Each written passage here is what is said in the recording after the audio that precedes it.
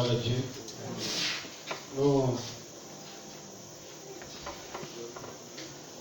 Nous rendons grâce à Dieu qui nous accorde le privilège d'être là ce soir pour deux choses. Écouter brièvement la parole de Dieu et aussi prendre part à la table du Seigneur comme cela a été annoncé dimanche. Que le nom du Seigneur soit glorifié.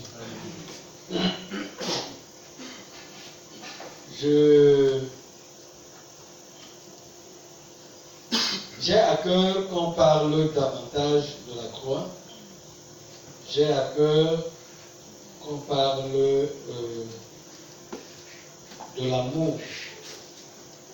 J'ai aussi à cœur qu'on revienne sur l'enseignement qui concerne les offrandes et les dîmes.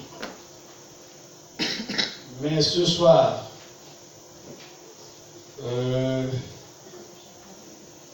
c'est vrai que nous avions déjà commencé par l'enseignement sur la croix. Enseignement sur la croix. J'aimerais beaucoup plutôt qu'on lise un autre passage, qu'on suspende la croix. On va parler un peu de l'amour. Gloire à Dieu. Toutes ces choses-là, l'Esprit de Dieu me les met dans le cœur afin que nous les partagions en temps opportun. Vous voyez que le temps est tellement court, le temps est petit. Il est bon que les enfants de Dieu comprennent très bien certains sujets dans la parole de Dieu. Et ça me préoccupe parce que je ne sais pas à quel moment Dieu va faire que nous ne soyons pas toujours tous ensemble dans le même lieu. Et pendant que nous sommes ensemble, nous devons en profiter au maximum. Que le nom du Seigneur soit glorifié. Donc, nous allons lire un passage ce soir. On va lire le passage de Jésus, puis de Pierre. Un passage de Jésus dans Jean chapitre 13, verset 35. Jean 13, 35. On va lire 1 Pierre 1, 22. Jean 13, 35. 1 Pierre 1, 22.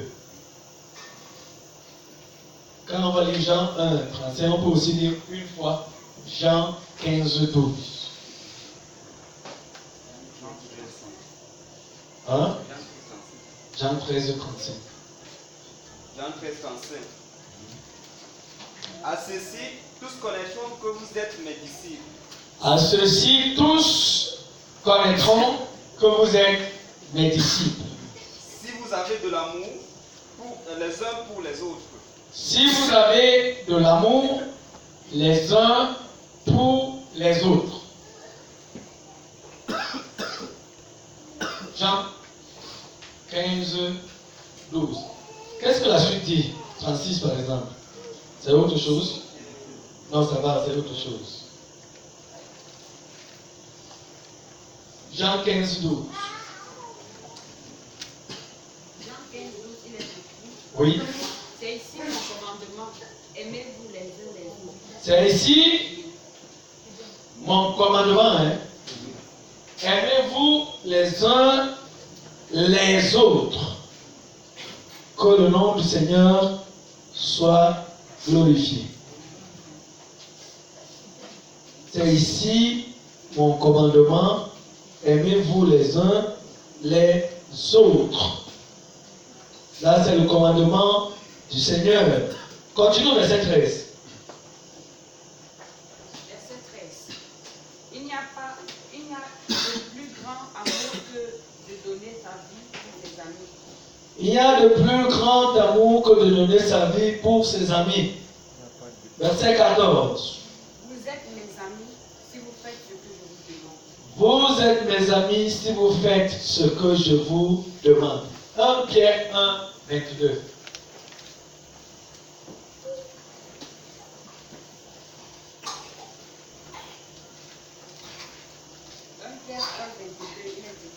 Oui. Ayant purifié vos âmes en obéissant à la vérité pour avoir un amour fraternel sincère. Ayant purifié, non, on va doucement. Recommence. Ayant purifié vos âmes. En obéissant à la vérité pour avoir un amour fraternel sincère. Ayant purifié vos âmes en obéissant à la vérité pour avoir un amour fraternel. Continue maintenant. Sincère. Aimez-vous ardemment les uns les autres de tout votre cœur. Aimez-vous comment? Ardemment. Aimez-vous ardemment les uns les autres de tout votre cœur. Continue. Puisque vous avez été régénérés, non par une semence corruptible, mais par une semence incorruptible, par la parole vivante, permanente de Dieu. Par la parole vivante et permanente de Dieu. Que le nom du Seigneur soit glorifié. Il y a tout un chapitre de la Bible consacré à l'amour dont Dieu nous parle. Qui connaît le chapitre dans la Bible? Donc il y a combien? 1, 2, 3, 4, 5, 6, 7, 8, 9, 10, 11, 12. Donc les autres ne connaissent pas. Qui ne connaît pas? Qui se passe comme moi? Gloire à Dieu. Bon. Marthe, qui ne connaît pas, va lire 1 Corinthiens 13, rapidement.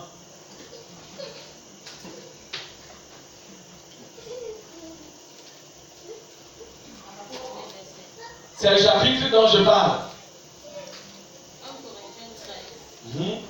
Partie du premier verset. Oui. Si je parle les langues des hommes, Si je parle les langues des hommes, et même celles des anges, et même celles des anges, mais que je n'ai pas l'amour, mais que je n'ai pas l'amour, je suis un cuivre qui résonne. tu es quoi? Une cuivre Une cuivre qui qui résonne. résonne. Ou une cymbale qui retentit. Oui. Si j'ai le don de prophétie, Si j'ai même le don de prophétie, la compréhension de tous les mystères, si je comprends tous les mystères et toute la connaissance, et toute la connaissance, si j'ai même toute la foi jusqu'à transporter les montagnes, si j'ai même toute la foi jusqu'à transporter les montagnes, mais que je n'ai pas l'amour, mais que je n'ai pas l'amour, je ne suis rien. je ne suis rien. Et si je distribue tous mes biens aux pauvres, Même quand je prendrai tous mes biens pour les distribuer aux pauvres, si même je livre mon corps aux flammes, si même je donne mon corps pour qu'il soit brûlé, mais que je n'ai pas l'amour, mais que je n'ai pas l'amour, cela ne me sert à rien. cela ne me sert à rien. L'amour est patient, L'amour est patient, il est plein de bonté. il est plein de bonté. L'amour n'est pas envieux, L'amour n'est pas envieux, l'amour ne se vante pas, l'amour ne se vante pas, il ne s'enfle pas d'orgueil, il ne s'enfle pas d'orgueil. il ne fait rien de malhonnête, Il ne fait rien de malhonnête, il ne cherche pas son intérêt, il ne cherche pas son intérêt, il ne s'irrite pas, il ne s'évite pas, il ne soupçonne pas le mal, il ne soupçonne pas le mal, il ne se réjouit pas de l'injustice, il ne se réjouit pas de l'injustice, mais il se réjouit de la vérité. mais il se réjouit de la vérité. Il pardonne tout, Il pardonne tout, il croit tout, il croit tout, il espère tout, il espère tout, il supporte tout. il supporte tout. L'amour ne meurt jamais. L'amour ne meurt jamais. Les prophéties disparaîtront, Les prophéties vont finir. les langues cesseront, Les langues vont finir aussi. la connaissance disparaîtra. La connaissance va disparaître. En effet, En effet, nous connaissons partiellement nous connaissons en partie. et nous prophétisons partiellement. Nous prophétisons aussi en partie. Mais quand ce qui est parfait sera venu, Mais quand ce qui est parfait sera venu, ce qui est partiel disparaîtra. ce qui est une partie seulement disparaîtra. Lorsque j'étais enfant, Lorsque moi j'étais enfant, je parlais comme un enfant. je pensais comme un enfant. Je raisonnais comme un enfant. Je raisonnais comme un enfant. Lorsque je suis devenu un homme, Lorsque je suis devenu un homme, j'ai mis fin à ce qui était de l'enfant. j'ai fait disparaître ce qui était de l'enfant. Aujourd'hui, Aujourd'hui, nous voyons au moyen d'un miroir. nous voyons au moyen d'un miroir De manière peu claire. de manière peu claire. Mais alors, nous verrons face à face. Mais alors, en ce moment-là, nous verrons face à face. Aujourd'hui, je connais partiellement. Aujourd'hui, je connais en partie. Mais alors, je connaîtrai complètement. En ce temps-là, je vais connaître complètement. Tout comme j'ai été connu. De la même manière que j'ai été connu. Maintenant donc, Maintenant donc, ces trois choses restent. ces 3 choses restent. La foi, La foi, l'espérance, l'espérance, l'amour. l'amour. Mais la plus grande des trois, Mais la plus grande des 3, c'est l'amour. c'est l'amour. Que le nom du Seigneur soit glorifié. Et le Seigneur Jésus commençait à parler à ses disciples pour aller vers ses derniers moments sur la terre. Et il leur disait comment ils doivent vivre. Comment est-ce que les enfants de Dieu doivent vivre? Gloire à Jésus. Il leur dit donc que à ceci, nous sommes à Jean chapitre 13, le verset 35. C'est ça, non? À ceci, tous connaîtront que vous êtes mes disciples. Gloire à Jésus. Comment comprenez-vous cela? Qu'est-ce qu'il veut leur dire? Il dit à ceci, tous connaîtront que vous êtes mes disciples si vous avez de l'amour les uns pour les autres. Là alors on connaîtra que vous êtes mes disciples. Pour vous, comment vous comprenez cela?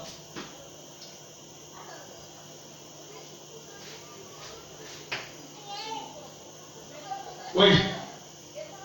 Personne. Dites-moi seulement, vous n'avez pas peur seulement de faire des erreurs, hein? Parce que vous pouvez ne pas faire une erreur, mais vous aviez une autre pensée que moi, à l'instant. Oui, Marthe. Je comprends que ça veut dire que c'est lorsqu'on verra la manifestation des actes de l'amour que Dieu des enfants de Dieu qu'on saura tous sont des. Voilà. Oui, qui dit autre chose? Ou la même chose d'une autre manière? Oui, ma gloire. Le Seigneur veut annoncer dont l'amour étant un signe pour les hommes qui n'ont pas connu le Seigneur Jésus-Christ. Donc lorsqu'ils verront ce signe qui est l'amour se manifester parmi les enfants de Dieu, ils sauront que ces gens sont les disciples de Jésus-Christ. Amen. Oui. Qui dit ça d'une autre manière? Ou alors qui nous dit ce que Jésus veut dire ici? Qu'est-ce que Jésus est en train de faire en disant cela à ses disciples? Oui, oui, Benjamin.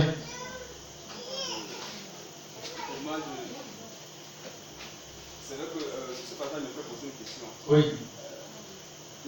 Est-ce qu'on ne peut aimer de cette manière que, est-ce que cette manière d'aimer est réservée seulement aux disciples? Voilà. Lui, il pose seulement la question. Est-ce que cette manière d'aimer est réservée seulement aux disciples? Ah ah. Bon, maintenant, oui, oui, oui.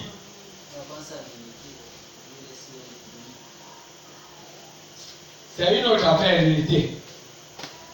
Oui, oui, Matt. Je comprends aussi que le Seigneur veut dire que nous pouvons gagner des âmes ou faire connaître aux gens, même sans être rien qu'en manifestant l'amour. Que Dieu te bénisse, tu commences à venir là où je vais. Oui. Bon, qu'est-ce qu'on a dit au chapitre 15, le verset 12? À vous le lire, hein?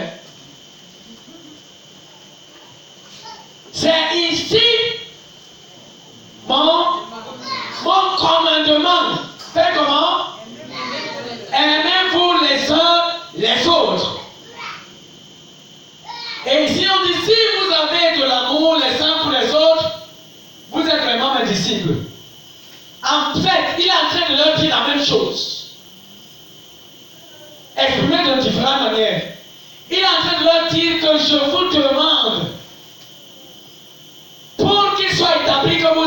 mes disciples, de leur démontrer par votre amour mutuel que chacun soit capable d'aimer non pas quelques-uns, mais les autres.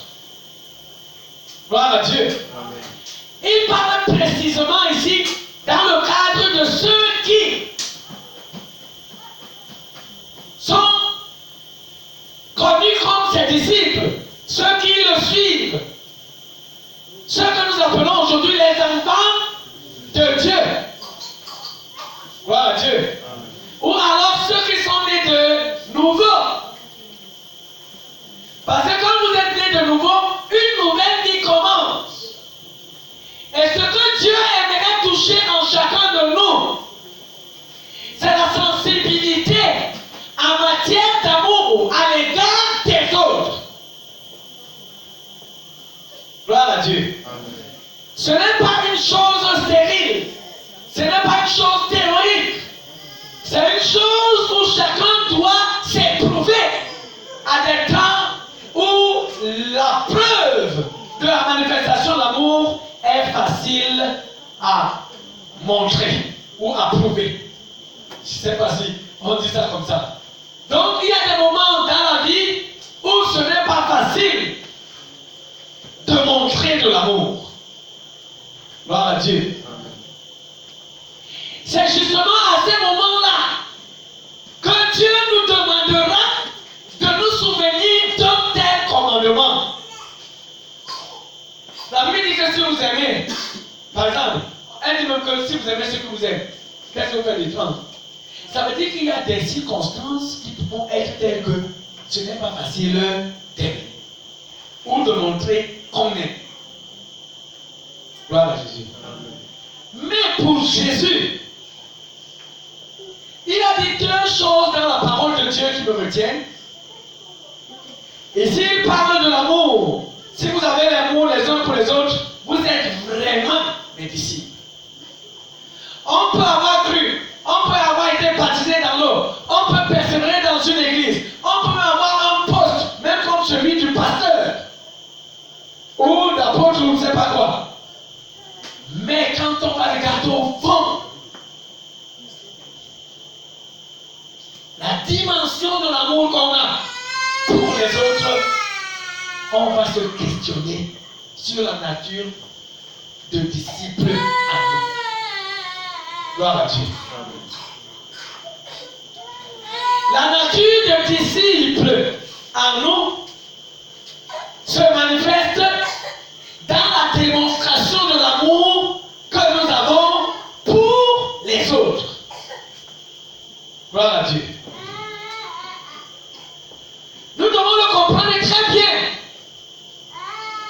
Et imaginez-vous que vous ne soyez pas reconnus comme disciples de Christ.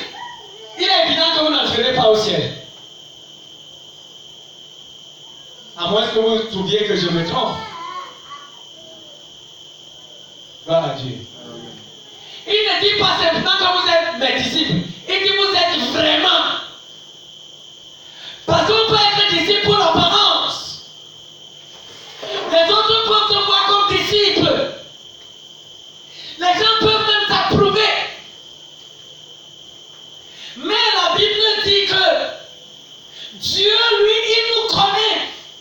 Parce que tout est nu et découvert aux yeux de celui à qui nous devons rendre compte. Nous ne sommes pas cachés. Et quand Jésus reviendra, en ce temps-là, il se manifestera les vrais disciples de Jésus-Christ. Gloire à Jésus-Christ.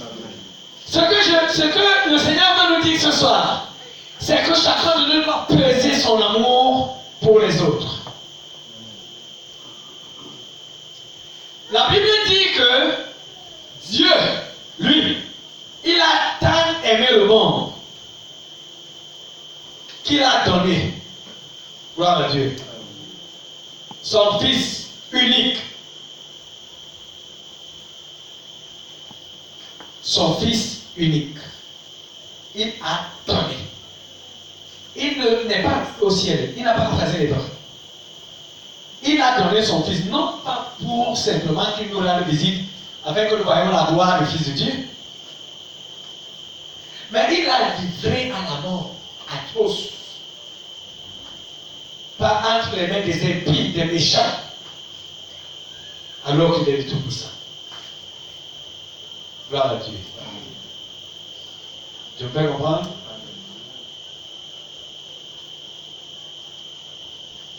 L'amour est différent des flatteries. L'amour est différent des complaisances. L'amour se mesure dans notre capacité de nous sacrifier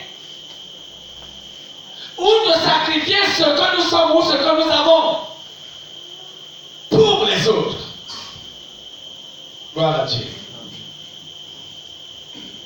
Surtout ce que nous avons de précieux.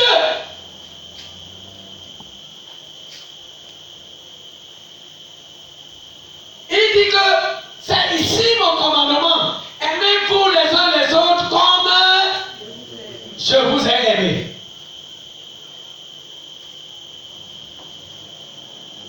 Le plus grand amour, c'est de donner sa vie pour ses amis. C'est trop facile.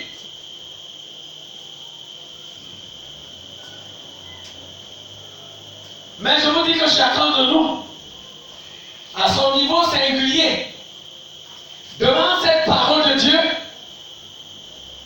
doit examiner son décret de sacrifice, du don de lui-même, du don de son temps, du don de ses prières, du don de ce qu'il a, du don de son corps physique, du déploiement physique. Parce que la Bible dit que quand nous avons livré nos membres par le passé dans l'accomplissement de l'iniquité, nous devons les livrer maintenant pour l'accomplissement de la justice.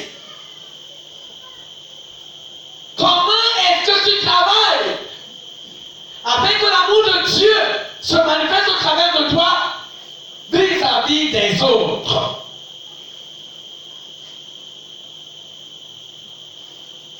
Quand Dieu regarde tes dépenses, quand il regarde les dispositions de cœur, quand il regarde ton temps, comment tu le gères, quand il regarde ce qui remplit ton cœur, les pensées de ton cœur, les projets de ton cœur, quelle est la place que les autres occupent dans ta vie? Voilà de quoi il est question. Quelle est la place? Autrement dit, pourquoi travailles-tu? Pourquoi vis-tu? Quel est le sens de ta vie? Et la Bible dit que comment peux-tu dire que tu aimes Dieu que tu ne vois pas? Et tu n'aimes pas les frères que tu vois. Tu ne te sacrifies pas pour les frères que tu vois. Mais tu aimes Dieu.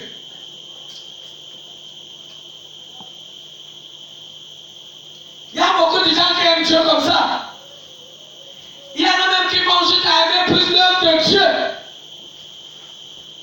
Maintenant, si nous disons maintenant que nous allons faire un pupitre, ou alors nous allons construire une salle pour les réunions, ou alors nous allons acheter un terrain, tu vas voir beaucoup de gens se mobiliser peut-être.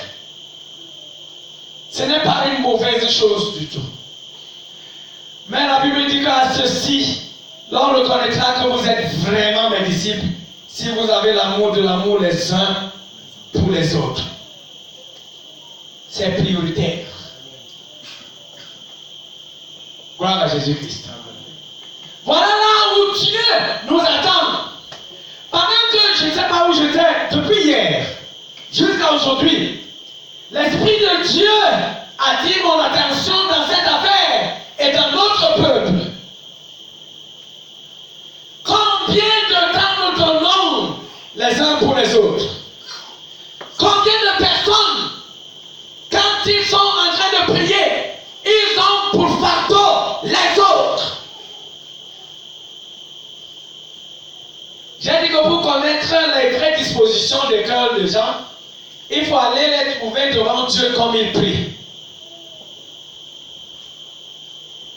Gloire à Dieu.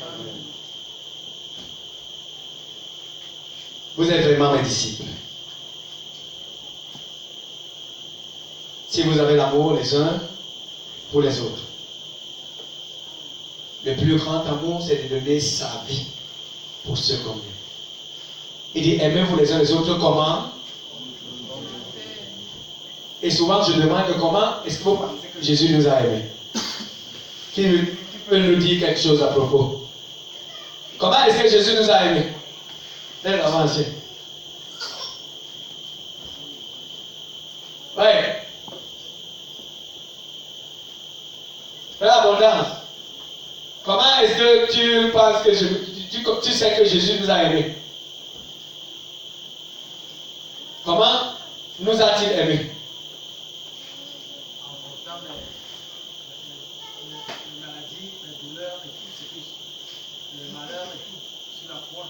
Gloire à Dieu. Qui d'autre dit quelque chose? Les maladies, les malheurs, en portant tout ça sur la croix. Oui, c'est Marie-Louise. En donnant sa vie pour nous. Ah, il a donné sa vie pour nous comment? Jusqu'à mourir au bord au bord du calvaire. Voici comment Jésus a sacrifié les choses. La Bible dit qu'il existait en forme de Dieu. Mais il n'a pas regardé cela comme une valeur particulière. Si vous trouvez le passage, vous le communiquez, vous le faites lire. Il a pris la forme d'un serviteur. C'est-à-dire qu'il était Dieu. Il n'était même pas comme notre président Paul Biya. Ou alors comme Macron. Ou alors comme Donald Trump. Ou alors comme ainsi de suite. Les grands hommes que vous connaissez. Il était l'autorité suprême de l'univers. La Bible dit que toutes choses ont été créées par lui et pour lui. Gloire à Jésus. Amen. Un jour, je me souviens quand il prie, il dit, donne-moi la gloire que j'avais auprès de toi. Avant que le monde fût. Gloire à Jésus-Christ. Il savait d'où il venait. Mais la Bible dit que de riche qu'il était, il s'est fait. Pourquoi? Pour que nous fussions enrichis. Amen. C'est-à-dire que s'il voulait démontrer la richesse, il le pouvait anciennement, quand il était au ciel. Mais il a pris la forme d'un serviteur. Et quand il devait naître, il est né là où il n'avait même pas les moyens pour qu'il naisse à la maternité. Et on dit que tout cela était le fruit de l'amour de Dieu pour nous. Il dit, je donne ma vie pour mes brebis. Personne ne me l'ôte. J'ai le pouvoir de la donner et de la reprendre. Tel est l'ordre que j'ai reçu de mon Père. Frère, quand vous avez Dieu, vous avez le pouvoir de donner votre vie pour que les autres vivent. Vous avez l'autorité, la liberté. Vous pouvez gérer la chose en ayant sous contrôle vous-même. Que Dieu vous bénisse. Combien je désire que beaucoup de frères aient de telles expériences dans leur vie.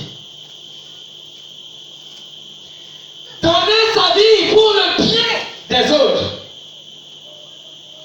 On peut même soupçonner que vous cherchez autre chose. Mais cela n'est pas un problème. La Bible dit, ne vous lassez pas de faire le bien, car vous moissonnerez au temps convenable. Vous ne faites pas cela pour être acclamé, pour être vu. Vous ne faites pas cela pour qu'on reconnaisse que vous l'avez fait. Mais vous savez que c'est Dieu que vous servez. Que le nom du Seigneur soit glorifié. Jésus nous a aimés comment? Voilà la question. Qui peut encore parler? Oui, ma gloire, tu l'as dit quoi? Je voulais dire que le Seigneur Jésus-Christ nous a aimés en nous donnant déjà sa vie. Il nous a aimés en nous donnant déjà sa vie, c'est-à-dire en nous communiquant sa nature, ou bien? Sa vie tout entière. Ah, c'est-à-dire en sacrifiant sa vie, en mourant à notre place. En s'humiliant lui-même sur la croix. En s'humiliant lui-même sur la croix. Et en acceptant tous les mépris, le rejet des hommes. En acceptant tous les mépris et le rejet des hommes. Qu'on pouvait dire de lui. Tout ce qu'on pouvait dire de lui. On a craché sur lui. On a battu de verges. Le sang a coulé. Tout cela fait parce qu'il nous aimait. Mais quelque chose est étonnant. Je ne sais pas si c'est dans Romains 5 ou dans Romains 7. 5. Moi, c'est ce qui m'a le plus étonné dans la parole de Dieu au sujet de l'amour de Jésus. Où la Bible dit qu'à peine on peut mourir pour un juste. C'est-à-dire que lorsque quelqu'un est juste, vous allez le soutenir dans sa cause. S'il est au tribunal, vous allez avoir sa faveur, vous allez lui accorder votre faveur, parce que vous trouvez que c'est injuste qu'il soit condamné. Mais si on trouve un brigand, et qu'on veut le mettre en prison, chacun de nous va dire que non, il mérite la prison. Et nous allons rester la conscience tranquille, parce que c'est justice. On comprend ça? Ouais. Mais la Bible dit que lui, il a donné la preuve de son amour. Quand il est mort à notre place, alors que nous sommes même encore des brigands, nous sommes encore des sorciers, des adultères, des fornicateurs, des menteurs, des consultateurs de marabouts, les ivrognes, les fumeurs du chanvre, les assassins, les satanistes de tout bord. C'est en ce temps-là, pas maintenant, qu'il est mort. C'est-à-dire que sa mort n'a pas de sens, à moins que ce soit pour les méchants. Son amour n'a pas assez de valeur, à moins que ce soit pour les gens qui sont indignes d'amour. Or, ce que lui nous demande, pour confirmer que nous sommes ses disciples, c'est d'aimer les gens qui sont dignes d'amour, comme lui, il nous a aimés. Lequel est le plus aisé? C'est notre situation qui est plus aisée. Gloire à Jésus-Christ. Il dit, c'est ici mon commandement, c'est de vous aimer les uns les autres comme moi je vous ai aimé. Le plus grand amour, c'est de donner sa vie pour ses disciples. Moi, j'ai montré le plus grand amour. Vous n'avez qu'une petite portion, c'est-à-dire que montrer de l'amour les uns envers les autres. Au point que, si cela le mérite, vous soyez capables de vous sacrifier les uns pour les autres. Or, nous avons vu tout à l'heure que l'amour ne soupçonne point le mal. L'amour ne fait pas ceci. L'amour ne fait pas ceci. Et très souvent, c'est à l'égard des frères que nous avons ces attitudes. Revenons un peu lire Corinthiens 13. 1 Corinthiens 13. Oui. Ouais, commence un peu de voir. Si je parle les langues des hommes, l'amour est tellement important. Si un enfant de Dieu n'a pas l'amour de Dieu, comme Dieu le demande, j'ai beaucoup peur. Parce que Dieu, quand il nous sauve, il nous communique sa nature.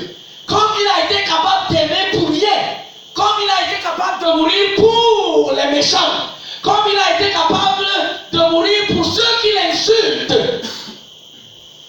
Au point que, même quelqu'un l'a imité comme Étienne, il dit que quoi? Pardonne-leur, car ils ne savent pas ce qu'ils font. Continue la lecture.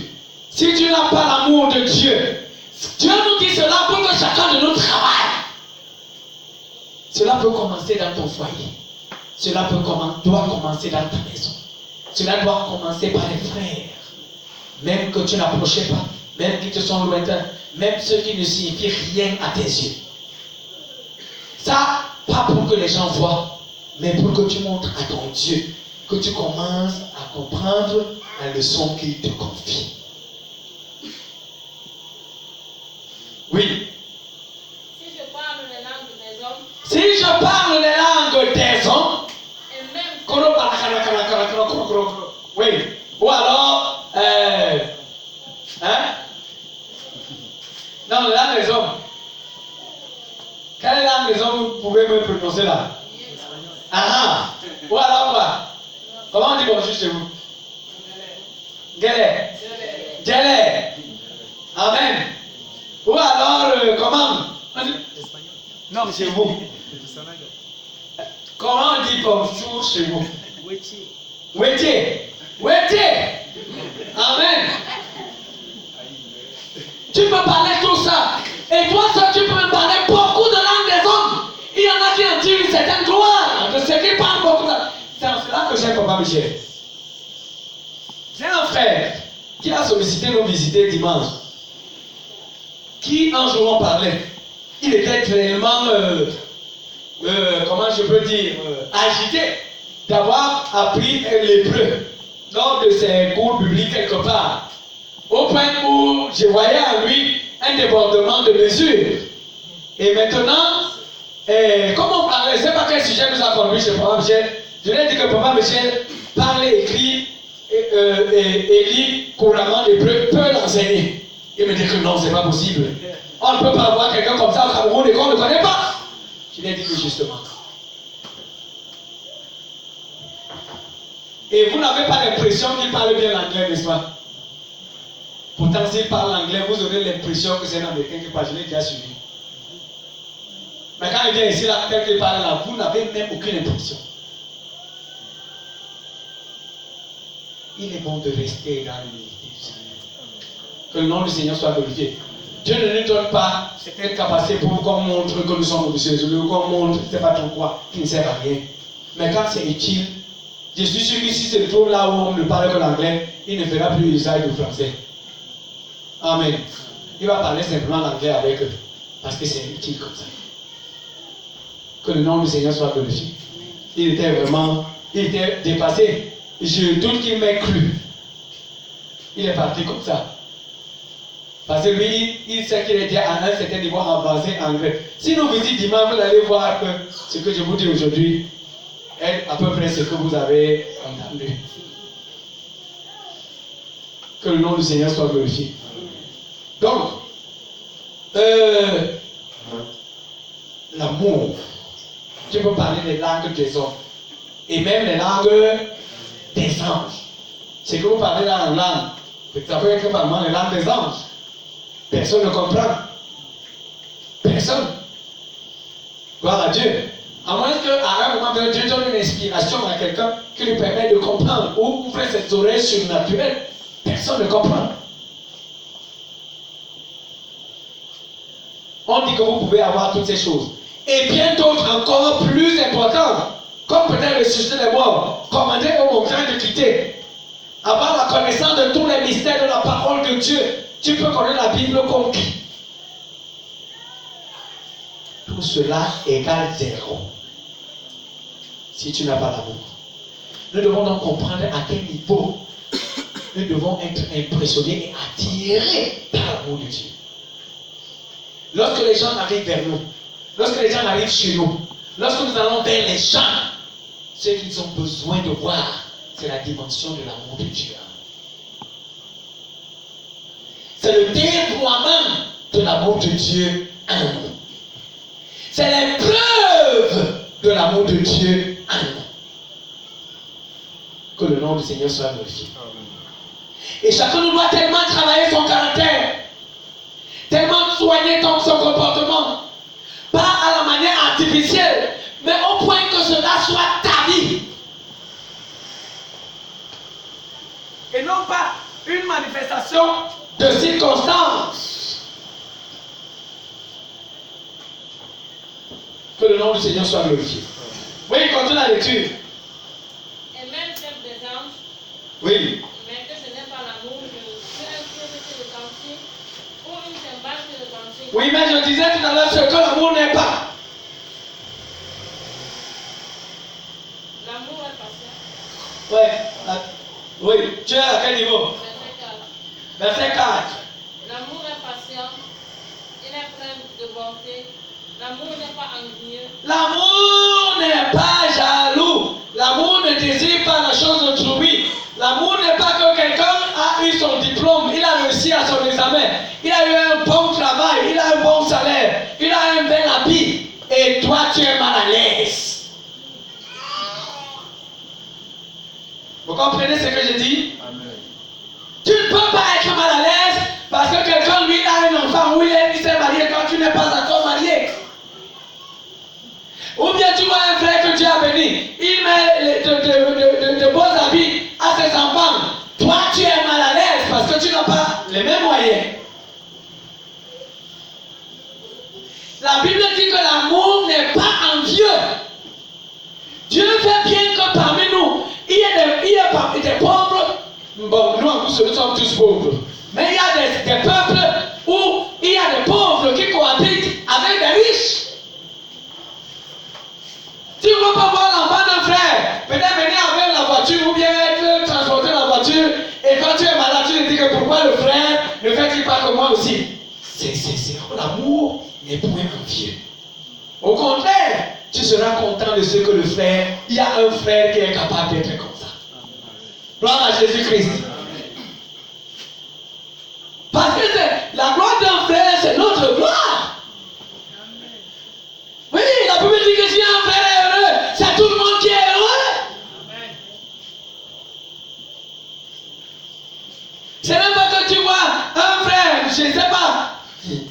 Moi, les exemples me manquent même. L'amour n'est point envieux. Retenez ça. Ou bien quelqu'un met. On appelle ça comment? Comment on appelle ça dans la musique? Un bon Lacoste, un bon Lacoste. Comme le frère Benjamin. Et toi, tu es là. Tu commences à murmurer que le frère Benjamin n'a pas beaucoup d'amour. Tout simplement parce que tu es mal à l'aise de le voir bien. Il y en a qui font même des jalousies au point que, même dans la prédication de l'évangile, Paul disait que beaucoup prêchent Christ comment? Par envie, non par l'amour. Si moi, quelqu'un d'autre en train de prêcher ou d'exceller dans un talent, dans un don, lui aussi fait à tout pour qu'on le voie, aussi quelque chose. Mais ce n'est pas l'amour. Au contraire, si je vois le frère qui va bien, mais mon cœur est rempli de joie comme un tel frère. Que le nom du Seigneur soit glorifié. Mais dis par Seigneur, ne te pas prier que c'est. Qu'est-ce que toi tu as fait de moi au juste? Et quand Dieu regarde cela, il a du dégoût pour une telle âme. Il a du dégoût.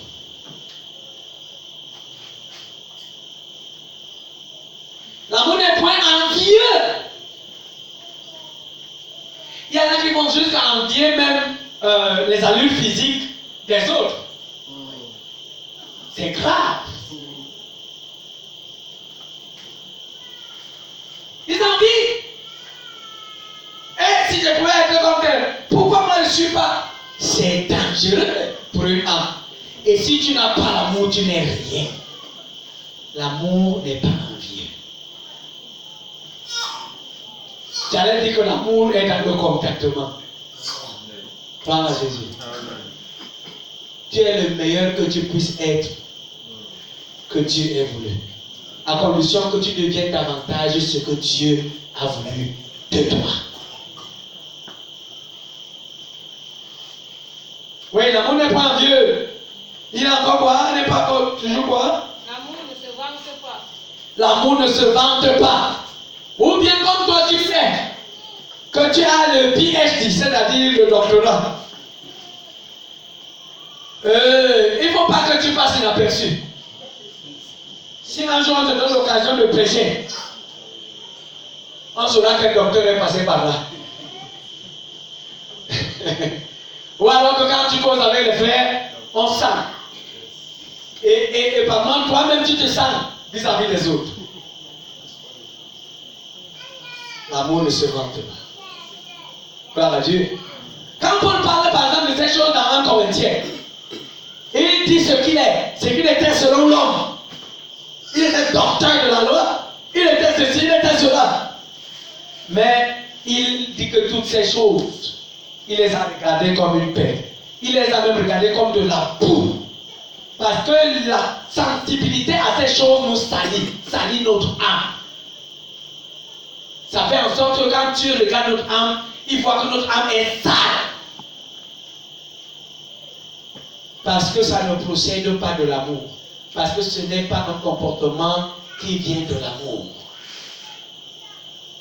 Amen. Amen. L'amour ne s'enfle pas d'orgueil. Oui. Il ne fait rien de malhonnête. L'amour ne fait rien de malhonnête. Il ne jongle pas. Il ne trompe pas. Que Dieu ait compassion de nous. L'amour marche en plein jour, dans la lumière comme en plein jour. L'amour marche honnêtement, comme s'il marchait devant la face de Dieu.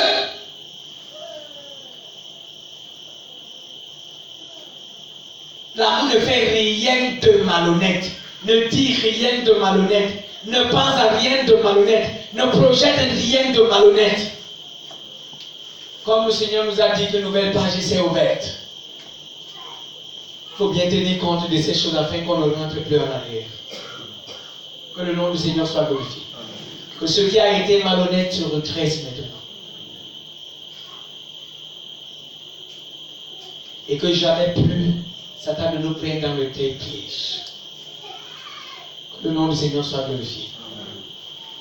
Oui, ne fais rien de malhonnête. Il ne cherche pas son intérêt. L'amour ne cherche pas son... Qu'est-ce que ça veut dire?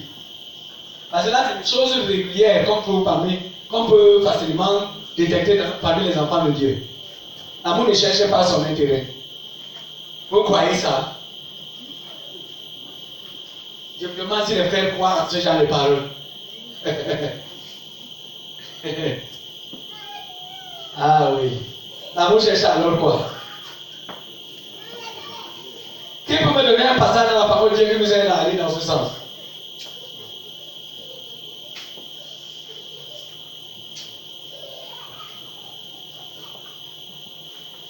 Ou alors une parole dans la parole de Dieu, si vous ne pouvez pas retrouver le passage.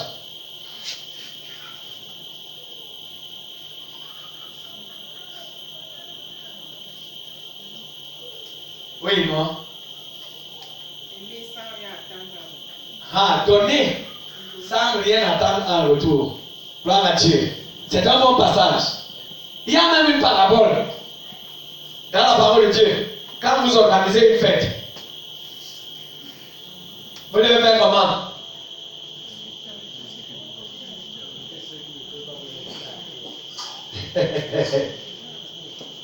Hey. Qu'est-ce que vous devez faire?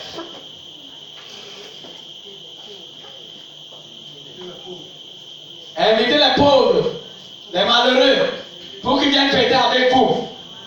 Parce qu'ils ne peuvent pas vous le rendre. Vous ne cherchez pas forcément les gens qui peuvent vous être reconnaissants et faire un jour quelque chose en votre direction qui vous soit profitable. Vous cherchez les gens qui seront incapables de le faire. C'est pas parce que vous voulez leur faire du bien. Gloire à Dieu. Vous ne les négligez pas parce qu'ils n'ont pas. C'est ce que Jésus a enseigné. Mais il y a une autre parole dans les Épîtres, dans Éphésiens. Qu'est-ce qu'elle dit?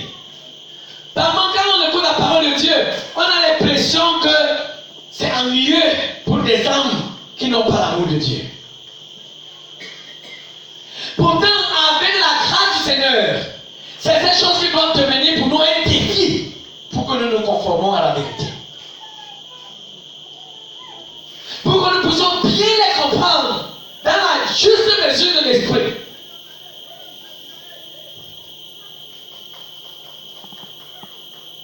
Qu'est-ce que l'Éphésiens dit?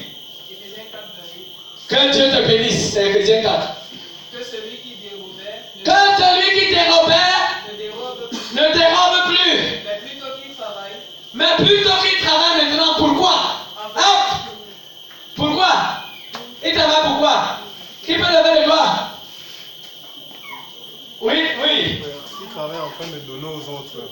Ah. C'est ce que tu l'as dit. Afin de pouvoir aux besoins. Il travaille pourquoi? Afin de pouvoir aux besoins des autres. C'est-à-dire que quand il commence à travailler là, il a un fardeau. C'est qu'il y a des gens qui ont besoin de ce travail que je fais. Vous voyez? Et la Bible dit que l'amour ne fait pas quoi? Ne cherche pas son intérêt. C'est difficile. On va se demander jusqu'où on peut vivre le genre de parole. Mais si on ouvre notre cœur à la parole de Dieu, et qu'on commence chacun de nous à vivre de cette manière, la gloire de Dieu va remplir nos racines. Parce que Dieu aime de tel cœur. Les efforts que tu fais dans ta vie, quel est ton objectif à atteindre? Quel est le but caché où tu es? Ce que la Bible dit que chacun travaille pour lui-même car sa bouche l'y excite.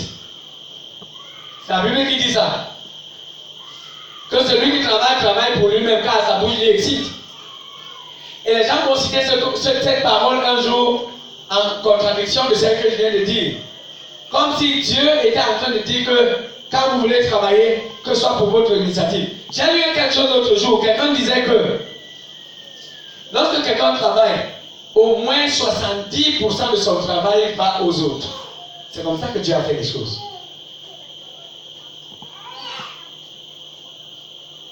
Et combien plus celui qui travaille avec le fardeau de pouvoir aux besoins des autres.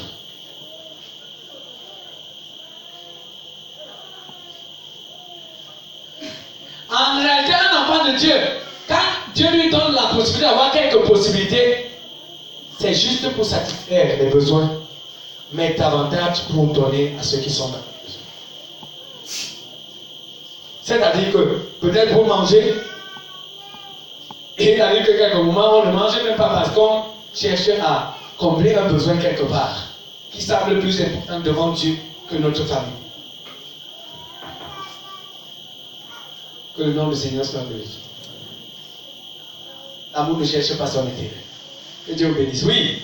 L'amour ne s'irrite pas. Qu'est-ce que ça veut dire? S'irriter. Quelqu'un a une autre question? Parce que quelquefois on se demande si c'est encore dans la parole de Dieu. L'amour ne s'irrite pas, ça veut dire quoi? S'irriter c'est quoi? Se mettre en colère. Oui. Que contrarier, quand cela vient du cœur. Contrarier peut-être, oui. S'irriter, se fâcher, se mettre en colère. Et la Bible, qu'est-ce que Jésus a dit par rapport à se mettre en colère avec son frère?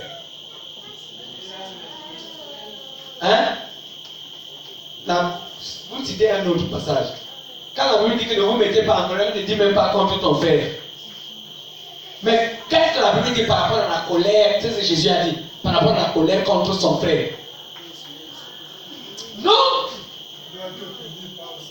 Que le Seigneur te bénisse. Le passage que vous dites n'a rien à voir avec un frère, ça a à voir avec toi-même. Mais je dis le passage qui concerne les frères. Parce que la Bible dit que si nous avons l'amour les uns pour les autres, et on dit que l'amour ne s'irrite pas. Or, par rapport aux uns aux autres, nous qui sommes dans la foi, quelle doit être notre attitude vis-à-vis des autres? La Bible dit que celui qui se met en colère contre son frère mérite quoi? La punition. Par qui? trouvez ça, c'est bon. Vous me donnez le passage. C'est dans les évangiles.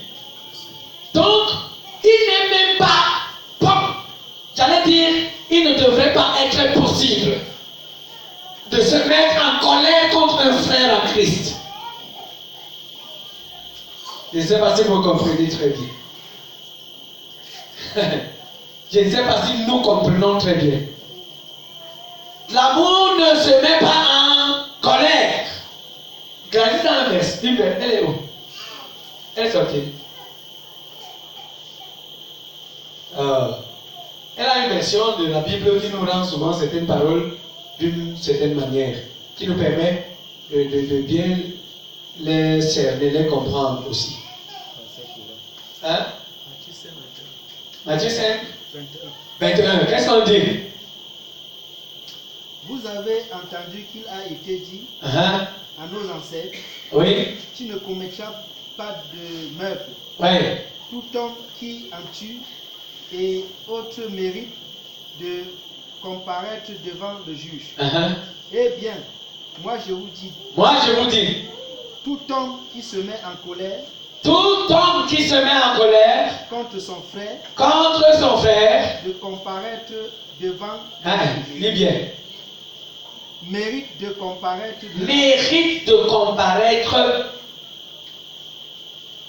Tu ne me suis plus.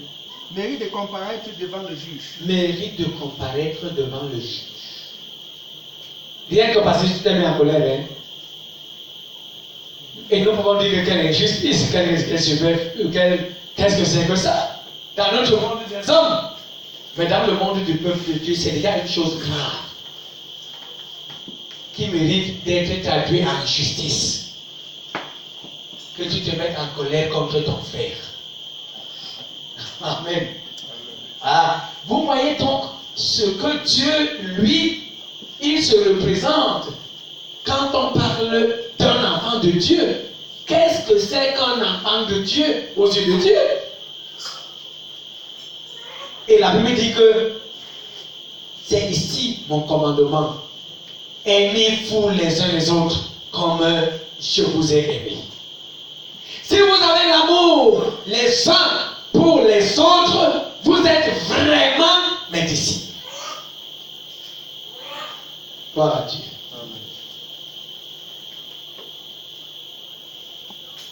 Gloire à Dieu. Si quelqu'un se met en colère contre son frère, il mérite d'être traduit devant les juges. Autrement dit, on va demander comment a-t-il été possible que tu te mettes en colère contre ton frère? Voilà la question que le juge va te poser. En te regardant dans les yeux, comment il a été possible que dans ton cœur tu trouves une place pour la colère envers ton frère? Lorsqu'on commence à comprendre la parole de Dieu, lorsqu'on aime le Seigneur, notre comportement changera forcément. On ne permettra plus nos émotions à aller dans n'importe quel sens. Quand on vit parmi les frères, quand on vit dans un entourage, on veillera sur nos réactions. Pas extérieures tout simplement, mais sur les dispositions même de nos cœurs.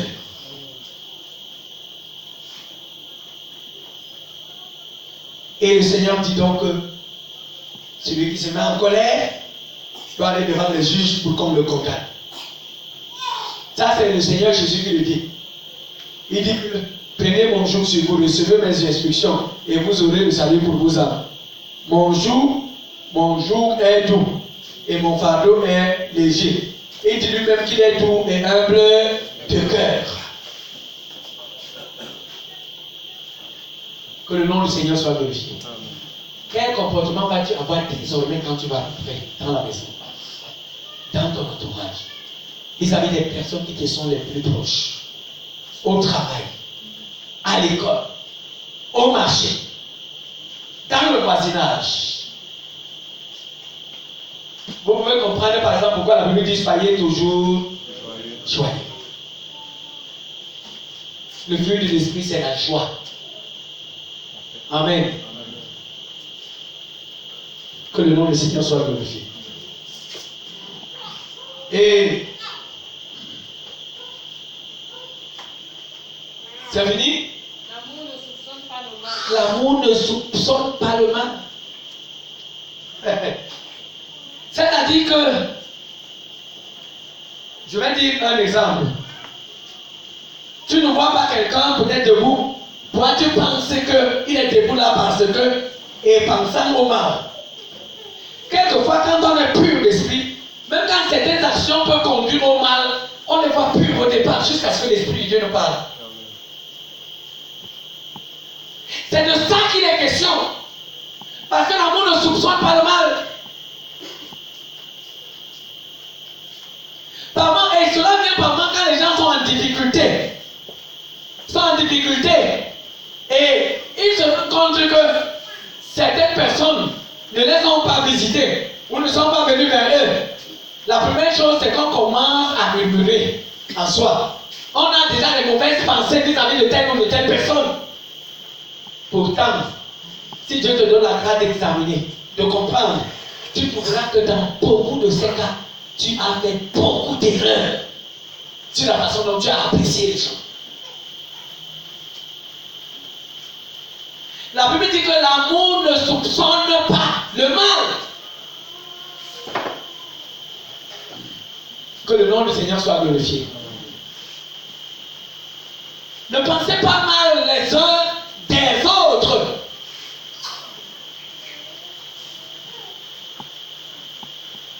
Quand tu regardes un frère, il est pur. Et tu crois qu'il est plein d'amour pour toi. Gloire à Dieu. Peut-être que tu attendais de lui ceci. Il ne l'a pas fait. Mais peut-être qu'il n'a pas pu. Peut-être qu'il n'était pas dans les possibilités de le faire. Si tu justifies ainsi chaque frère, tu demeures dans l'amour. Gloire à Dieu. Ou alors que si tu es mal à l'aise par rapport à une attitude, tu pars voir le frère sans soupçonner. Mais tu es quelque chose que tu dis, frère. Mais comment il a été comme ça? Je n'étais même pas vu te manifester. Et le frère va dire, laisse-moi. J'ai passé le temps à gémir, comment est-ce que je peux te soutenir? Mais le Seigneur ne m'a pas laissé la possibilité. Et comme le Seigneur, c'est lui le maître, il peut te laisser dans une situation, il fait en sorte que personne ne te soutienne. Parce qu'il a une leçon à t'apprendre. Parce qu'il veut te communiquer la foi. Parce qu'il veut augmenter ton amour vis-à-vis des autres.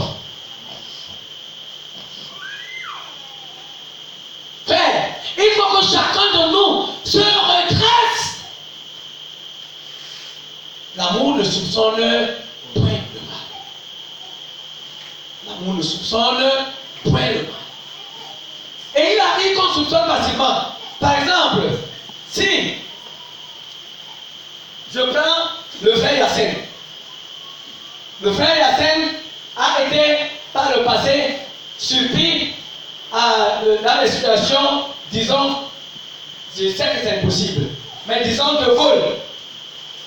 Amen. Voilà. Il a été surpris dans une situation de vol. Il s'est repenti. On a beaucoup gémé, on a pleuré, parce que cela nous a beaucoup touché. Lui-même, il s'est demandé comment il a fait pour se retrouver là. Et on a prié. Il s'est repenti. Dès que je vois le frère Yassine maintenant, je commence à cacher mes choses parce qu'il risque de voler.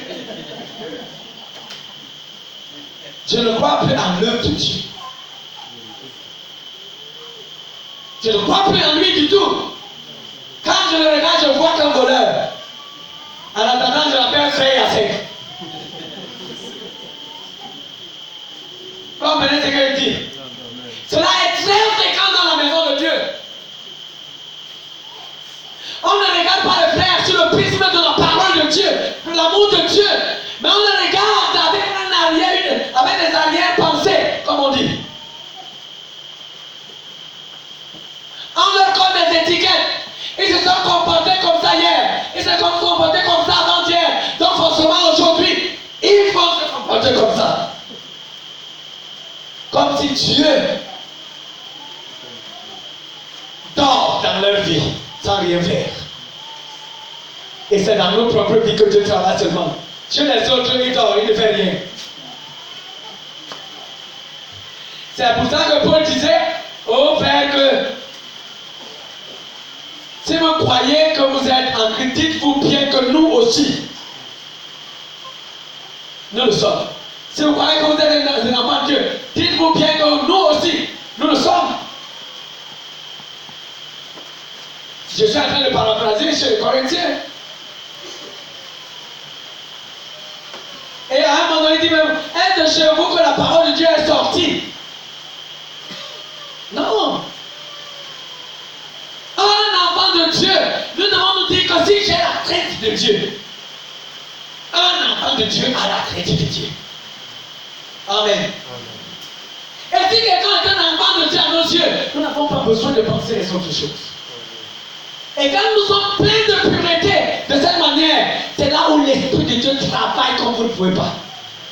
Et quand quelqu'un de méchant va s'immiscer, va s'infiltrer, l'Esprit de Dieu va donner l'alerte. Car attention, vous avez un bandit au milieu de vous. Puisque vous êtes pur à l'égard des autres, vous considérez tout le monde comme bien, comme pur, comme correct. Alors l'Esprit de Dieu peut travailler. Mais si vous-même vous soupçonnez entre vous, chacun pense mal de son frère, vous bloquez l'action de l'Esprit de Dieu, il ne travaillera jamais au milieu de vous. Il restera. C'est sinon les soupçons du diable et de la chair qui vont meubler votre communion. Parce que vous avez chassé l'Esprit de Dieu depuis. Vous ne le voulez même pas parce que lui, il vous dit de croire que les frères sont bien, alors que vous croyez qu'ils sont méchants. Que le nom du Seigneur soit glorifié. Dieu veut former un corps uni de cœur, uni d'esprit. Il a une pensée vers les choses grandes. Mais les choses grandes de Dieu ne peuvent se réaliser que s'il y a un fondement de la foi véritable. En ceux en qui Dieu espère accomplir de grandes choses. Comment faire, Manuel? Tu es fatigué? Même debout. Tous ceux qui sont fatigués, qui risquent de dormir, mettez-vous debout. On est en train d'aller vers la fin. La fraction de pain, ceux qui se chargent de ça, qu'ils apprennent la table. Ça ne va pas durer. On ne va pas parler particulièrement par rapport à ça. L'amour de Dieu. Gloire à Jésus. Il ne soupçonne pas le mal. Ensuite, l'amour ne se réjouit pas de l'injustice. Il ne se réjouit pas de l'injustice. Même si c'est à ton avantage que quelque chose irait. Mais quand tu ne vois pas que c'est juste, c'est la tristesse.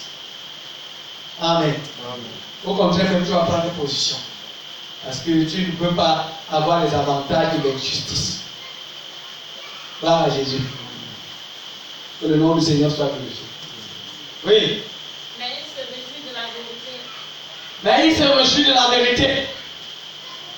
Il y a un frère qui voulait épouser une sœur. En fait, l'affaire ne m'intéressait pas beaucoup. Ça ne m'intéressait pas beaucoup compte tenu des circonstances qui ont entouré ce choix. Maintenant, à un moment donné, le frère me parle d'une certaine manière. C'est vrai que je lui ai donné son avis. Et il m'a donc demandé s'il fallait qu'il renonce à son engagement. Je vous dis que la chose ne m'intéressait pas. Mais je lui ai dit, garde-toi de le faire. Gloire à Jésus-Christ. Parce que tu ne peux pas aller dire à une soeur que je vais t'épouser. Tu l'as dit de ta propre bouche. Et maintenant tu devrais lui dire que non, j'ai changé d'avis. Ce n'est pas juste. Gloire à Jésus-Christ. Que le nom du Seigneur soit glorifié. Et les frères là sont mariés aujourd'hui. Je crois qu'ils sont en paix, comme tu le veux, dans leur couple. Que le nom du Seigneur soit glorifié. L'amour ne se réjouit pas de l'injustice. Par contre, si le frère m'avait demandé, j'avais bien quelque part quelques personnes qui m'auraient intéressé dans un lien. Mais je me suis gardé, comme je me garde d'ailleurs toujours. Que le nom du Seigneur soit glorifié. Donc, je vous dis que l'amour ne te réjouis pas de l'injustice.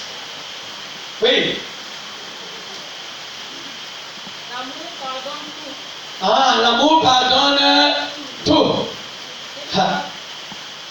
L'amour pardonne tout. Il y a un passage dans Matthieu, je ne sais pas si c'est Matthieu 17 ou Matthieu 18.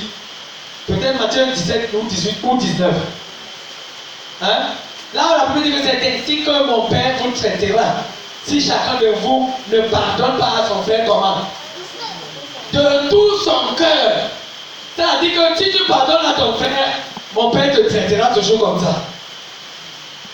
Jusqu'à ce que tu ne pardonnes pas seulement, mais tu pardonnes de tout ton cœur. Il y a une différence entre pardonner et pardonner de tout son cœur.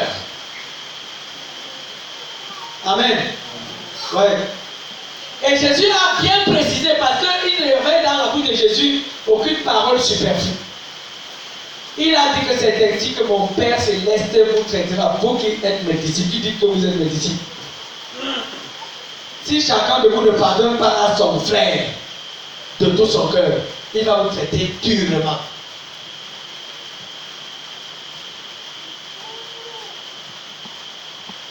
L'amour pardonne tout. Il y a des frères ici qui ont des situations envers d'autres, même des païens, même des gens du monde qui n'ont pas encore pardonné. Mais bien, vous qui avez quand même quelques problèmes à pardonner quelque part, à la maison ou au quartier, que Dieu vous bénisse. Vous êtes honnête. Levez les mains. Sachez donc qu'il n'y a pas de place pour votre attitude dans la maison de Dieu. Et la Bible, quand le Seigneur Jésus enseigne, il dit que, dites, pardonne-nous nos offenses, comme nous pardonnons à ceux qui nous ont offensés. C'est là souvent ma force devant le Seigneur.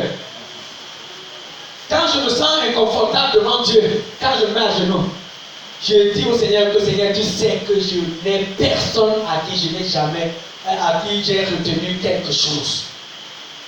Tu sais bien toi-même que je pardonne à tout le monde, quel que soit ce qu'on me fait. Voilà Jésus. Et quand je dis cela, je suis sûr qu'aucun de mes péchés ne sera jamais retenu devant Dieu. Puisque le Seigneur a promis qu'il nous pardonnera comme nous pardonnons à ceux qui nous offensent. S'il y a même un païen que tu retiens dans ton cœur, je te conseille de changer de disposition de cœur. Sinon, je peux déjà te dire, vous qui avez levé les doigts, que beaucoup de vos péchés sont retenus devant Dieu. Qui ne seront pas pardonnés aussi longtemps que cette chose demeure. Ou alors rassurez-vous que vous n'avez jamais commis et que vous ne commettrez jamais de péché. Je me fais comprendre. Première chose, rassurez-vous que vous n'avez jamais commis de péché. Et ensuite, deuxième chose, rassurez-vous que là où vous êtes là, jusqu'à la mort, vous ne commettrez jamais de péché. Alors vous êtes libre de retenir les péchés comme vous voulez. De ceux qui vous ont offensé. Que Dieu vous bénisse. L'amour fait comment? Pardonne tout. Et la Bible dit que si vous aimez seulement ce que vous aimez. La Bible dit aimez vos ennemis. Donc quand on dit que aimez vos ennemis, ça veut dire manifester quoi? L'amour pour vos ennemis, n'est-ce pas? Et l'amour fait comment? Pardonne tout. La Bible dit même faites du bien à ceux qui vous haïssent. Amen. Un jour, une fille m'avait refusé le mariage. Parce que j'étais tellement misérable. J'étais tellement misérable. J'étais déjà un jeune prédicateur, le pasteur Jacques est témoin. Et quand on me regardait, puisque même mon avenir sur le plan académique était hypothétique, compte tenu de l'environnement dans lequel nous vivions. Parce que j'étais pauvre.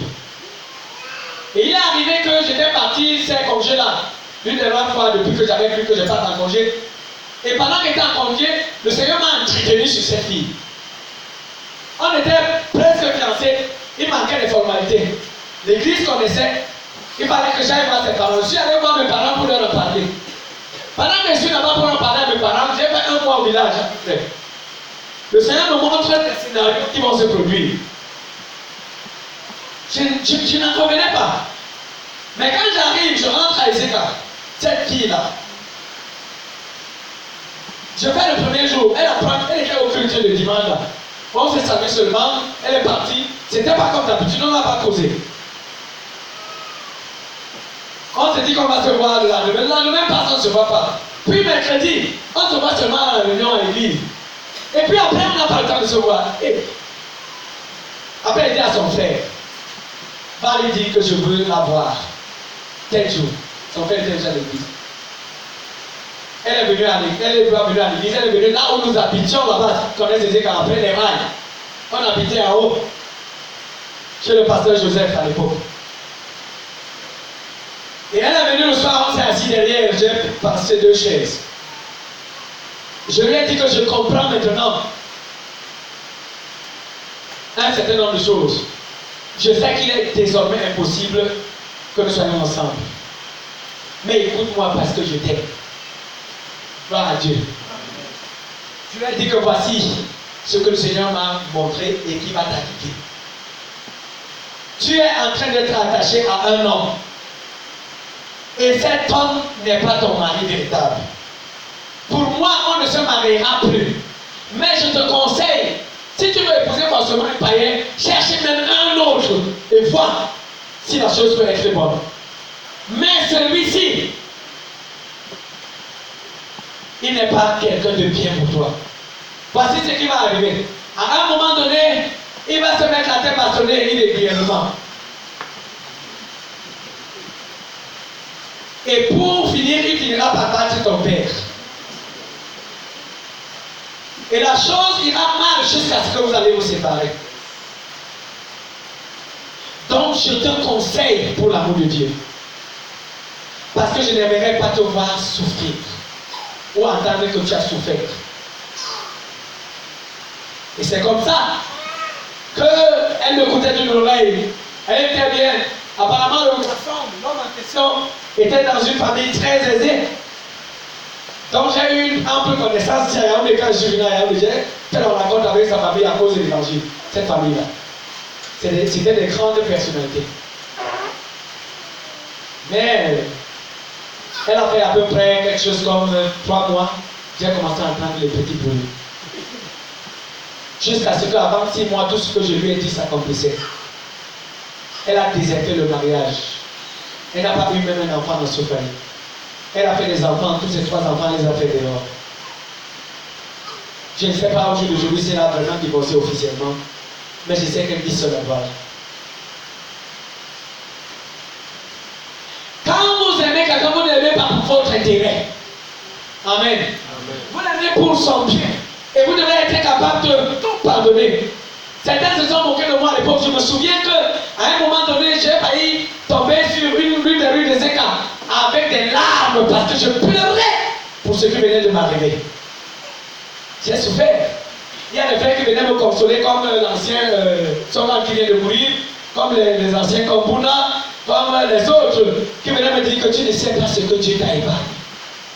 Laisse tomber. Mais malgré les douleurs, les larmes, je ne l'ai pas retenu dans mon cœur même un petit peu. Parce que je ne connais pas ce genre de sentiment. Que le nom du Seigneur soit glorifié. L'amour de Dieu pardonne tout, sans exception. Amen. Que Dieu vous bénisse. Je m'en vais vers la fin. Oui. L'amour croit tout. C'est-à-dire que si je voyais mon frère avait des difficultés par le passé, il volait, il s'est repenti, on a prié. Je crois que maintenant c'est quelqu'un qui se dirige vers la gloire de Dieu. Amen. Quand je le regarde, je crois en son avenir spirituel. Je crois aux promesses de Dieu à son égard.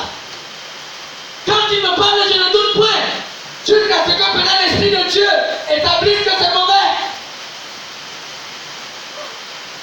S'il me promet quelque chose, je dis Amen, je tourne le dos. Je sais que ça va s'accomplir. Si cela ne s'accomplit pas, je lui pardonne. Peut-être si je vois qu'il y a quelque chose de mauvais, je l'exhorte à Dieu. Mais je crois en l'avenir de Dieu dans sa vie. L'amour croit tout. Alléluia. Si vous ne croyez pas à votre femme, vous n'irez pas loin. Si vous ne croyez pas à votre mari, vous n'irez pas loin. Si vous ne croyez pas aux frères, vous ne pouvez pas faire l'œuvre de Dieu. Vous pouvez même aller jusqu'à confier certaines.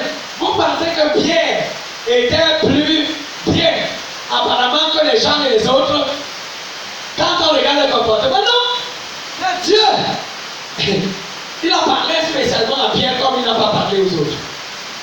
Mais c'est ça même Pierre a lié Jésus. Mais si nous étions comme Jésus qui pouvions savoir qu'à un moment donné Pierre va nous lier, on allait dire que non, je ne lui donne pas la clé. N'est-ce pas non? Parce que c'est ça qui va me régner demain. L'amour croit tout. Jésus savait bien que même en le régnant, il va se relever, il sera un bon témoin de Jésus-Christ. Que le nom du Seigneur soit glorifié. Nos oreilles du passé ne comptent pas quand on croit tout par amour. On regarde dans la direction de Dieu. On regarde les valeurs de Dieu. On regarde l'œuvre de Dieu. On regarde la paix de Dieu. Et on dirige toutes choses dans ce sens. Par la foi. Que le nom du Seigneur soit glorifié. Oui, l'amour croit tout. L'amour espère tout. C'est dans le même sens, oui. L'amour supporte tout. Jusqu'à quand tu vas aller pour supporter ton frère? C'est jusqu'à la mort. Amen. On ne peut pas arriver avec un frère jusqu'au niveau où on ne peut plus supporter. À moins qu'on se rende à l'évidence qu'il n'est pas un frère.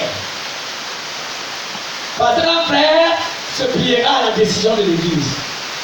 Si quelqu'un a péché, va le prendre. S'il ne comprend pas, appelle un autre. S'il ne comprend pas, appelle encore peut-être un autre. S'il ne comprend pas, appelle l'Église. S'il ne comprend pas l'Église, un frère comprendra l'Église. C'est ça qui prouve qu'il est un frère. Et quand il va comprendre même l'Église, toi tu lui pardonnes tout, tu espères qu'il sera mieux. Voilà Jésus-Christ. Mais s'il ne comprend pas l'Église, c'est la parole de Dieu qui nous dit qu'il doit être regardé comme un païen. Amen. Comme un païen, comme quelqu'un qui n'a pas de rapport avec les choses de Dieu. Oui. C'est fini? Oui, laisse comme ça. Lisons alors 1 Pierre 1, 22 pour conclure.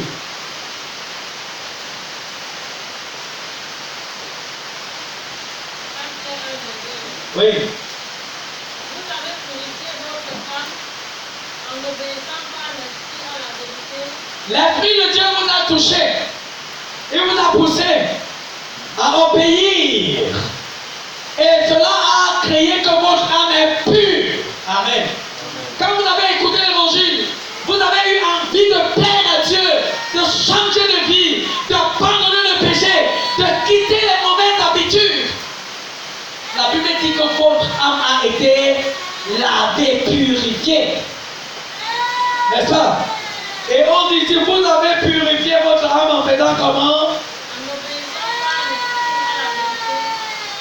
En obéissant à la vérité, oui. Cela avait un objectif. Quand vous avez cru, quand vous avez obéi à la parole de Dieu, c'était pour avoir un amour sincère. Amen. La conséquence de celui qui croit, c'est que l'amour de Dieu remplit son cœur. La Bible dit dans Romains que l'amour de Dieu est répandu dans notre cœur par le Saint-Esprit. Quand vous avez cru, Dieu vous a donné le Saint-Esprit. On a vu à la réunion des serviteurs que ce n'est pas le baptême du Saint-Esprit. Gloire à Dieu. Le baptême du Saint-Esprit donne une puissance. Mais l'Esprit de Dieu donne la vie de Dieu. Amen. Et ce qui prouve que vous avez l'Esprit de Dieu, c'est que vous avez la vie de Dieu demeurant en vous. Celle qui vous rend capable de vous sanctifier. Celle qui vous rend capable de craindre Dieu.